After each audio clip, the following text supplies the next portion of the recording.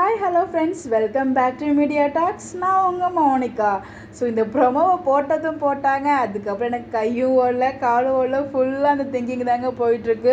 So அவ்வளோ ஒரு ஹாப்பியாக இருக்குது அந்த ப்ரொமோ பார்த்ததுலேருந்து. ஸோ எப்போடா அந்த சீன் வரும், அதுக்கப்புறம் அந்த சீன் வந்ததுக்கப்புறம் விஜய் கிட்டே எப்போ அவங்க சொல்லுவாங்க. விஜய் அதாவது நாத்தனார் ஃபங்க்ஷனுக்கே அப்படி ஒரு டான்ஸ் போட்டார். அவர் அப்பாவாக போடுவது தெரிஞ்சால் எவ்வளோ ஹாப்பியாக இருப்பார், அவர் மூஞ்சில் எவ்வளோ சந்தோஷம் இருக்குது, அதெல்லாம் பார்க்குறதுக்கு அவ்வளோ ஒரு ஹாப்பினஸாக இருக்குது.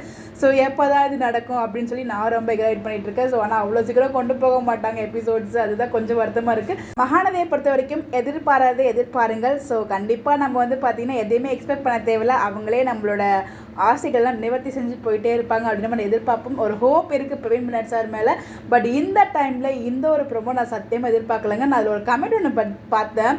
ஸோ நான் ப்ரெக்னென்ட் ஆனதப்போ கூட நான் இவ்வளோ ஹாப்பியாக ஃபீல் ஆகலை அப்படின்னு ஒருத்தர் வந்து ஒரு கமெண்ட் போட்டிருந்தாங்க. ஸோ அதை பார்க்கும்போது ஆமாங்க, அவ்வளோ எனக்கே அவ்வளோ ஒரு ஹாப்பினஸ் இருக்காது, எனக்கு வார்த்தையெல்லாம் சொல்ல முடியல. ஸோ அவ்வளோ ஜாலியாக இதில் எல்லாத்தையும் நமக்குள்ளே எவ்வளோ கஷ்டம் இருந்தாலும் அதெல்லாம் மறந்து போய் அந்த ஒரு ப்ரொமோ பார்க்கும்போது அவ்வளோ ஹாப்பியாக இருக்குது. இன்னும் அந்த ப்ரொமோலேருந்து நான் வெளில வரவே இல்லை, அவ்வளோ ஹாப்பியாக இருக்கேன். ஏன் என்னென்னா எனக்கு தெரியல, பட் ஆனால் அவ்வளோ சந்தோஷமாக இருக்குது அந்த ப்ரோமோ பார்க்கும்போது. அது கண்டிப்பாக ட்ரூவாக தான் இருக்கும், அது ப்ரெக்னெண்ட்டாக தான் இருப்பாங்க. இதை எப்போ விஜய் கிட்ட சொல்லுவாங்க, விஜய் அவரோட மூஞ்சில் அந்த ரியாக்ஷன் பார்க்கணும். ஸோ சும்மாவே போனாட்டே தாங்குன்னு தாங்குறாரு.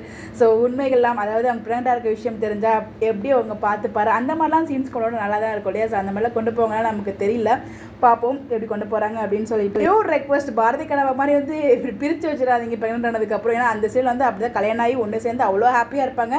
ஸோ அதுக்கப்புறம் ப்ரெக்னன்சி மூலமா 2 பேரும் பிரிஞ்சு போவாங்க. ஸோ இங்கே வந்து பார்த்தீங்கன்னா இப்போவே பிரிஞ்சிருக்காங்க. ஸோ இந்த ப்ரெக்னன்சி மூலிமா ஒன்று சேர்ந்தால் நல்லாயிருக்கும்.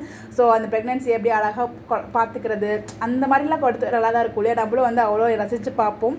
ப்ரொமோ பார்த்துமே தெரிஞ்சிச்சு, கன்ஃபார்ம் காவேரி ப்ரெக்னன்சி தாங்க, அதில் எந்த ஒரு டவுட்டுமே இல்லை. ஸோ இது விஜய் கிட்டே எப்போ சொல்லுவாங்க அப்படிங்கிறது எனக்குள்ள ஒரு கேள்வி இருந்துகிட்டே இருக்குது. சீக்கிரம் சொல்லணும் அப்படின்னு ஒரு ஆர்வம் எனக்குள்ள இருந்துகிட்டே இருக்குது. ஏன்னா விஜயோட ரியாக்ஷனை பார்க்கணும், அவர் எப்படிலாம் வந்து ஃபீல் பண்ணுறாரு. ஏன்னா வந்து எல்லா விதமாக அவரோட ஆக்டிங் வைஸ் பார்க்கும்போது அவரோட பர்ஃபார்மன்ஸ் சொல்ல வார்த்தையே இல்லை. 2 பேருமே வேற லெவலில் பர்ஃபார்ம் பண்ணிட்டு இருக்காங்க, அதுக்கு நோ வேர்ட்ஸ். இந்த விஷயம் தெரிய வரும்போது அவர் எப்படி ரியாக்ட் பண்ணுறாரு அந்த ஒரு மொமெண்ட் பார்க்க நான் ரொம்ப எக்ஸைட் பண்ணிகிட்டு இருக்கேன். ஸோ கண்டிப்பாக அதை காமிக்காமல் இருக்க மாட்டாங்க டீம். அவ்வளோ அழகான அந்த ஒரு மொமெண்ட்டே நம்மக்கிட்ட காமிக்காமல் அவங்க மிஸ் பண்ணுவாங்களா அப்படிங்கிறது எனக்கு இல்லை. கண்டிப்பாக காமிப்பாங்கன்னு எனக்கு ஒரு நம்பிக்கை இருக்குது, ஹோப்பும் இருக்குது. ஸோ பார்ப்போம். என்ன பேசுன்னு எனக்கே தெரியல, நான் பாட்டுக்கு சந்தோஷத்தில் உதவிட்டு இருக்கேன், அது மட்டும் நல்லாவே தெரியுது. பட் எனிவேஸ் ரொம்ப ஹாப்பியாக இருக்குது. ஃபைனலி விஜயும் அப்பாவாக போகிறாரு. ஸோ காவேரி விஜய் ஒரு குட்டி வீக்காக வர போகிறாங்க. ஸோ அதை நினச்சி ரொம்ப ஹாப்பியாக இருக்குது. ஸோ நீங்களும் என்ஜாய் பண்ணுங்கள். உங்களுக்கு எப்படி தோணுது, நீங்கள் எப்படி ஃபீல் பண்ணுங்கிறது மறக்காமல் கமெண்ட்டில் ஷேர் பண்ணுங்கள். பை.